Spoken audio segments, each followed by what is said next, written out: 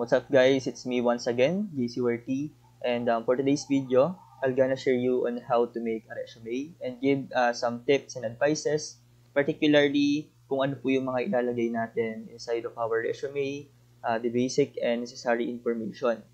So usually, marami na akong nagagawang resume, iba't iba yung format na ginagawa ko. Like yung pinaka-common na 3 types ng format sa paggawa ng resume. Kung naalala niyo yung hybrid, yung functional, tsaka yung chronological.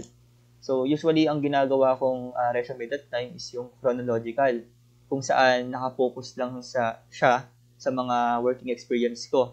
Kasi, aside from this format of my resume, may mga iba pa akong resume na ginagamit that time, which is yun nga yung chronological. Ang dami ko ng work na na-applyan at na-approve dahil doon sa ginawa kong format na yun.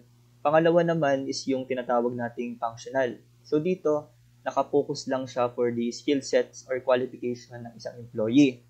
And then yung pangatlo naman, yun po yung tinatawag nating hybrid, which is yung combination ng functional tsaka yung chronological. Skill set and qualification plus yung working experiences mo. Pero nakadepende na po sa inyo kung ano po yung mga ilalagay nyo doon na information or kung ano yung ilalagay nyo doon na base po sa inyo. So, ganun po. So, dito, as you can see on the screen, ayan, yung format ng paggawa ko ng resume as a DEC cadet. So, ito po yung ginawa ko noon. Sinubmit ko sa isang prestigious company, which is yung international. Then, ayun po, nag-email po sila sa akin na ganito ganyan, mag-undergo po ako ng interview or screening process, initial interview, exam assessment, then final interview with the president. So, ayun po. So, kailangan, kapag gagawa po pala kayo ng resume, dapat lahat po ng information na nakalagay or nakalahad po dyan sa loob ng resume nyo is makatotohanan. Kasi, once na naglagay kayo ng maling information dyan inside your resume, ang mangyayari, sabihin sa'yo ng interviewer na, nagsisinungaling to. Walang katotohanan. Pero what if pa kaya na pinagawa sa inyo in actual way, lalo na kung ilalagay nyo dyan sa experiences nyo is yung magaling ka sa MS Word or sa Excel, tapos hindi mo naman na-utilize yung bagay na yun. So, huli ka na dun. So, ano na mangyayari sa'yo? So, dito, ayun nga, yung suggest ni Sir James na tips naman daw sa resume kung ano yung ilalagay na information about your personal. Okay. So, dito kung mapapansin nyo, sa taas, nilagay ko dyan yung name ko. Ayan. So, yung iba, nilalagay nila, una is yung surname nila, followed by their first name, tapos middle initial.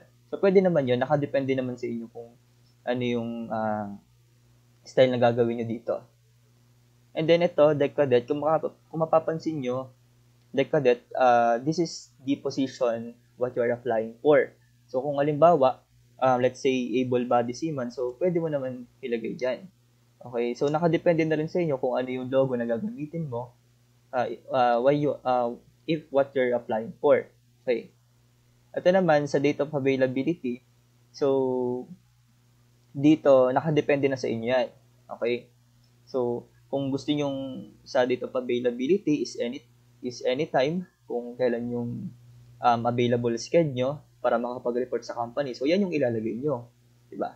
Pero kung may mga appointment ka naman, so pwede kang magbigay ng specific date kung kailan ka makaka-attend sa company na kung saan mag-submit ka ng resume mo or other documents mo. So, ganun po siya.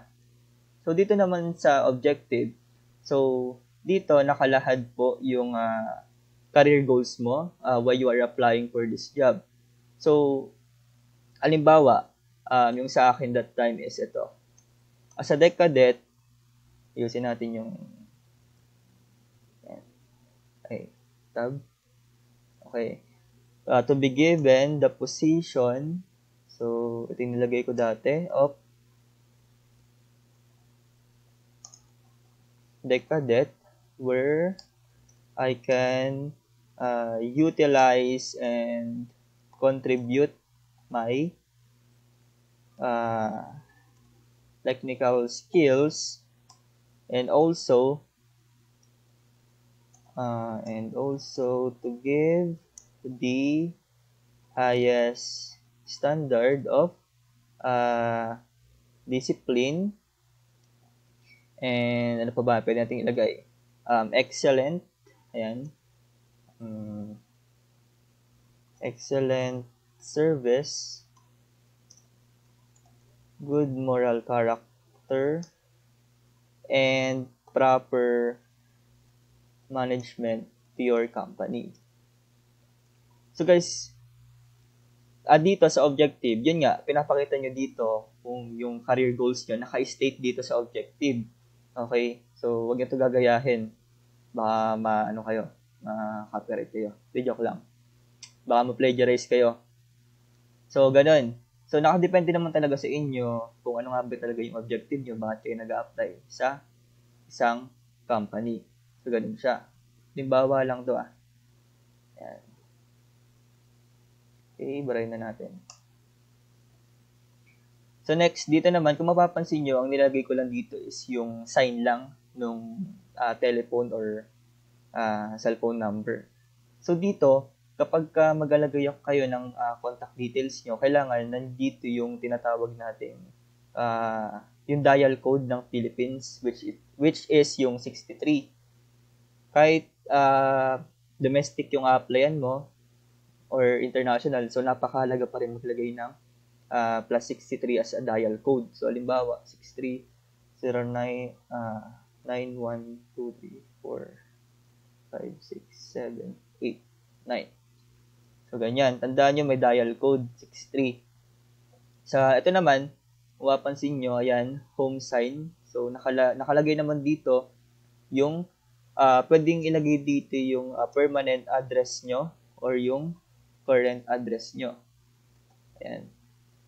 Permanent or current address. Getting to address. Para mabilis. Dito naman, kung mapapansin nyo, ayan, at emoticon. So, yung Gmail nyo. Guys, nga pala, sa contact details, kailangan yung cellphone number nyo is active. Kasi minsan, kadalasan sa mga company, tumatawag sila via call. Okay? Then yung iba naman, nag-present sila ng parang ganyan, mag-undergo ka na ng screening process sa email nila sinasend. Ganun yung iba. So, kailangan both are active. Yun, tatandaan po natin yan. So, Gmail mo dito. qtmidshipman at gmail.com. Halimbawa lang yan. So, yung full name mo, ating Juan de la Cruz.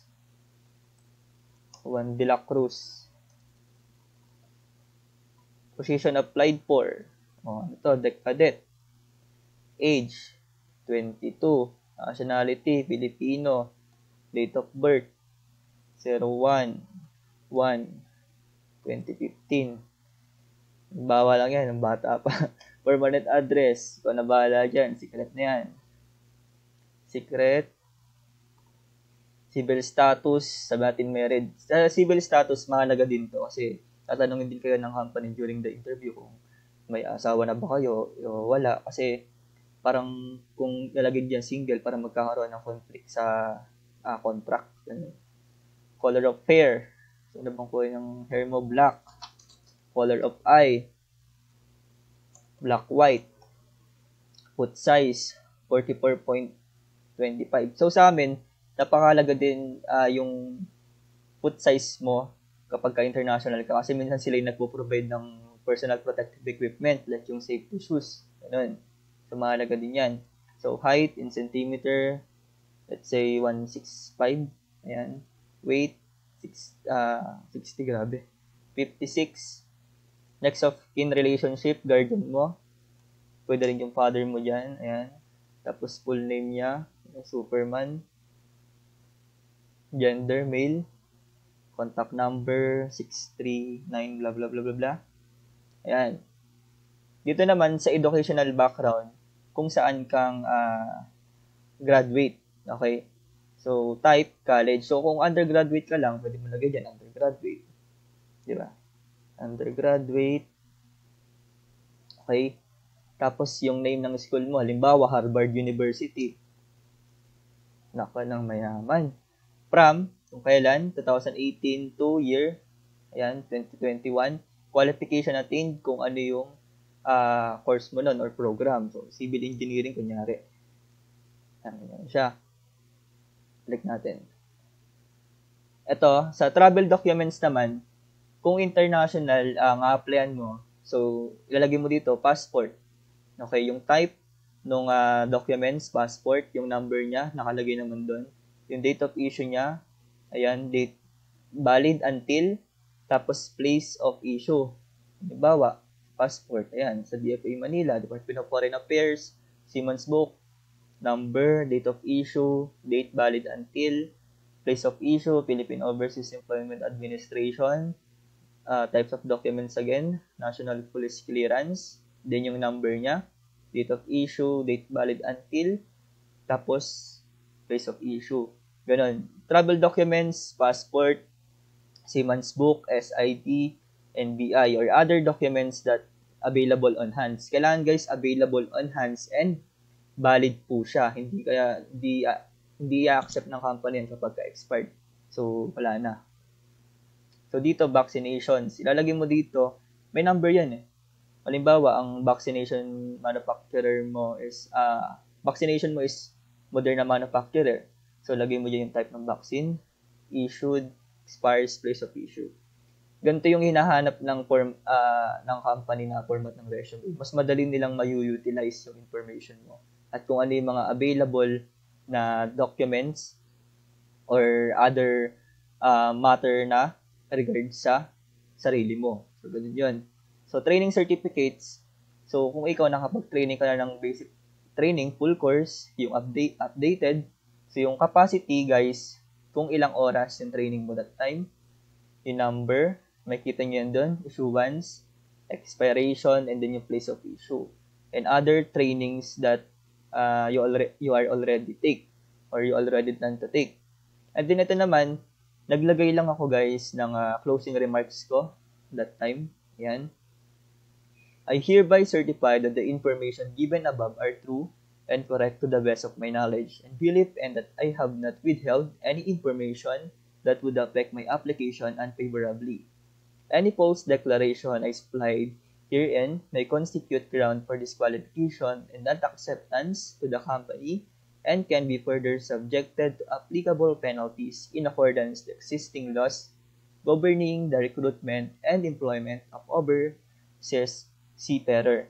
Then, yung applicant, yun po yung pangalan nyo nilalagay dito. So, ganun lang po siya.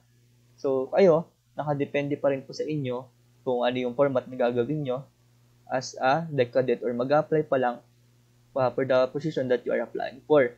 So, sa educational background naman, okay, so kung wala ka naman educational background, so pwede mo po siyang ilagay dito as your leadership experience. I forgot to tell kanina. Ayan, leadership experience. So, type. So, halimbawa, ako, nakapag-work na ako sa government, GIP Government Internship Program. Tapos, ano yung name? So, Department of National Defense. Tapos, from year, ayan. Tapos, qualification attend for, assign from o ASER, Office of Assistant Secretary for Human Resource. Ayan.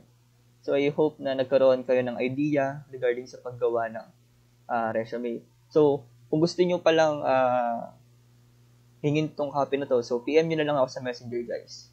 Ayan. So, nakalagay naman sa description kung ano yung Facebook ko. So, yun lang guys. Maraming salamat sa pakikinig. Sana nagkaroon kayo ng idea kung paano nga ba gumawa ng resume kahit sa saglit na minuto lang. So, keep safe guys.